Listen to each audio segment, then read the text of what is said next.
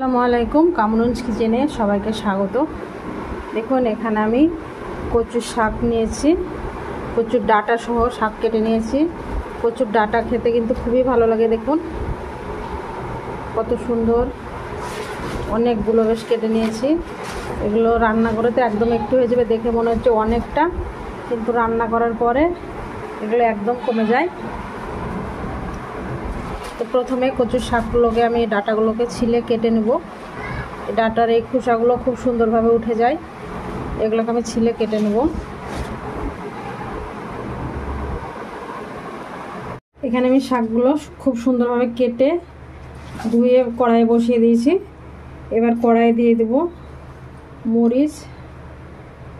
ঝালের জন্য বেশ অনেকটাই মরিচ দিলাম, কারণ এই কচুর শাকে অনেকটা ঝাল দিলে বেশি ভালো লাগে খেতে।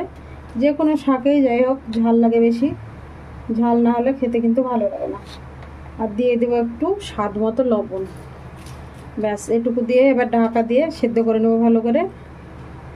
আর এখানে আপনাদেরকে আর একটা জিনিস দেখাই। এখানে আমি ছোট মাছের তেল, কান এগুলো সবাই ফেলেই দেয়, আমি একটু রেখেছিলাম, এই কচুর শাকে দিয়ে দেবো। আর খেতে খুবই ভালো লাগবে। কচুর শাক এমনি থেকে একটু মাছ টাছ দিলে ভালো লাগে, ইলিশ মাছ বলেন এমনি মাছ বলেন, দিলে খেতে খুবই ভালো লাগে।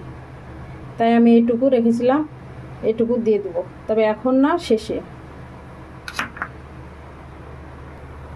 সামান্য একটু পানি দিয়ে দেবো, লবণটা যাতে তলায় চলে যায়।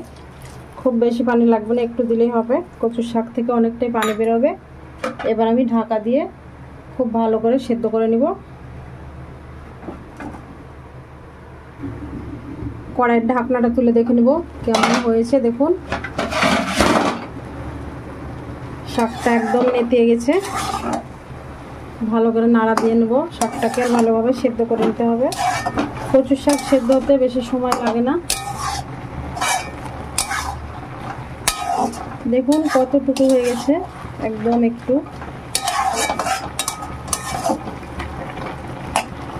আবারও ঢাকা দিয়ে সেদ্ধ করে নেব। পুরোপুরি সেদ্ধ হয়নি, দেখেই বোঝা যাচ্ছে। দেখুন আমি একদম ভালোভাবে সেদ্ধ করে নেব।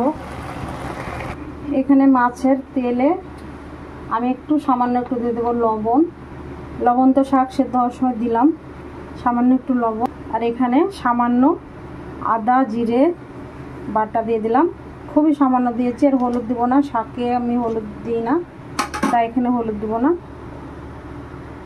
আবারও ঢাকা দিয়ে দিয়েছিলাম, ঢাকনাটা তুলে দেখে নেবো শাকটা কেমন সেদ্ধ হয়েছে। দেখুন খুব সুন্দরভাবে সেদ্ধ হয়ে গেছে। এই যে এবার আমি শাকটাকে নামিয়ে নেব। দেখুন খুব সুন্দরভাবে সেদ্ধ হয়ে গেছে, গলে গেছে। এরকমভাবে সেদ্ধ করে নিতে হবে শাক। ব্যাস এবার আমি ঢেলে নেব। কড়াইটা ধুয়ে বসিয়ে দিয়েছি, এবার দিয়ে দেবো সরিষার তেল।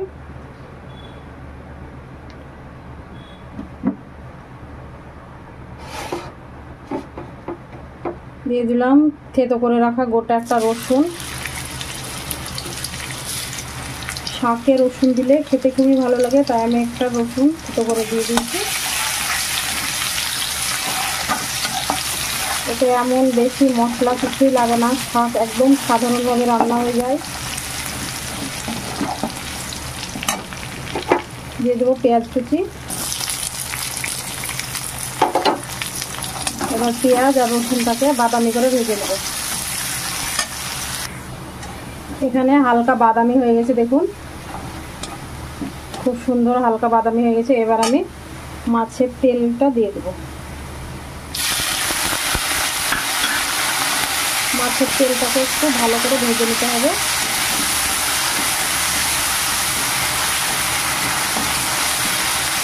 পেঁয়াজ রসুনের সঙ্গে খুব ভালো করে মাছের তেল ভেজে নিলাম। আপনারা এইভাবে কচুর শাক রান্না করে খেয়ে দেখবেন। ইলিশ মাছের মাথা দিয়ে তো অনেক খেয়েছেন, কিন্তু এইভাবে যে কোনো মাছ দিয়ে রান্না করে খেয়ে দেখবেন কেমন লাগে। আর অবশ্যই কমেন্ট করে জানাবেন, এটা খেতে খুবই ভালো লাগবে। আর এই কচুর শাক দিয়ে পুরো ভাত খাওয়া হয়ে যাবে, আর কিছু নিতে ইচ্ছে করবে না, মাছ মাংস কিছু খেতে ভালো লাগবে না।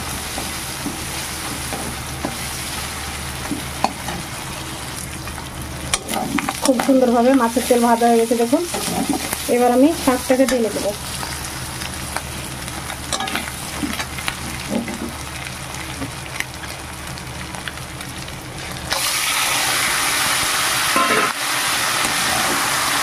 খুব সুন্দরভাবে শাককে মাছের তেলের সঙ্গে মিশিয়ে নেব। তেলে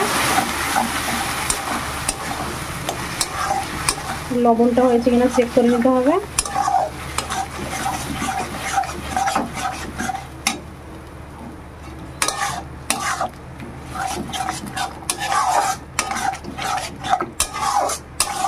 দেখুন শাকটা কত সুন্দর হয়ে গেছে রান্না।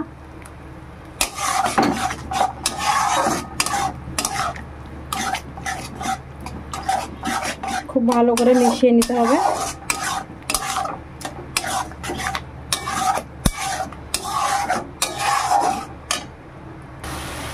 কচুর শাক রান্নাটা আমার একদম হয়ে গেছে। এবার আমি নামিয়ে নেব। নামিয়ে নিয়ে দেখাচ্ছি। দেখুন কচুর শাকটা আমি নামিয়ে নিয়েছি। কচুর শাকে দিয়ে দিয়েছি দুটো কাঁচা মরিচ আর দিয়ে দেবো একটু কাঁচা তেল। এই তেল দিলে খেতে খুবই ভালো লাগে, কাঁচা তেলে কচুর শাক। আর কচুর শাক খেতে গেলে কিন্তু অবশ্যই একটু লেবুর প্রয়োজন, তাই আমি লেবুটা এখন দিব না। লেবুটা খাওয়ার সময় অবশ্যই আপনারা চিপে নেবেন, মুখ চুলকাতে পারে না হলে কচুর শাকে। এখন তো বেশ বর্ষার সময়তে সব সময় হয়তো কচুর শাকে মুখ চলকায় না, কিছু কিছু জায়গার কচুর শাকে খুব মুখ ধরে। আপনারা অবশ্যই লেবু দিয়ে খাবেন, তাহলে কচুর শাকে একটু মুখ চুলকাবে না। তো ভিডিওটি যদি ভালো লেগে থাকে লাইক করবেন, কমেন্ট করে জানাবেন কেমন হয়েছে। আপনারা সবাই ভালো থাকবেন, সুস্থ থাকবেন। আল্লাহ হাফেজ।